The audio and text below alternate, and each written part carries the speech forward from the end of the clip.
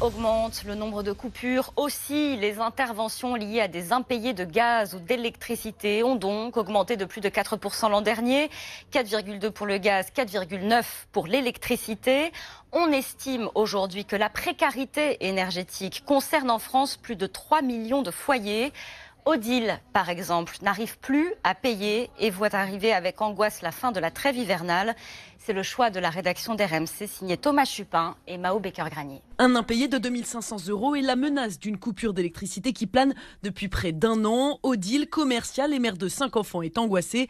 Des agents ont déjà essayé d'intervenir chez elle pour lui couper l'électricité. Un technicien Enedis qui passe, je fais en sorte qu'il ne me voit pas, je lui ouvre pas la porte. Pas d'électricité, on ne pourra pas vivre ainsi. Je suis dans une angoisse permanente, j'en fais des cauchemars, c'est un enfer. Dans 10 jours, avec la fin de la trêve hivernale, Odile craint que cette fois l'électricité soit vraiment coupée. Elle envisage donc de ne pas payer son loyer pour honorer sa dette. On ne peut plus garder de la nourriture, plus de frigo, plus de moyens de cuisiner. Chaque jour que je me réveille, je regarde si mon réfrigérateur est toujours allumé parce que je me dis peut-être qu'ils ont trouvé un autre moyen de le couper. J'ai peur, sincèrement, c'est une angoisse permanente, se demander qu'est-ce qu'on fait.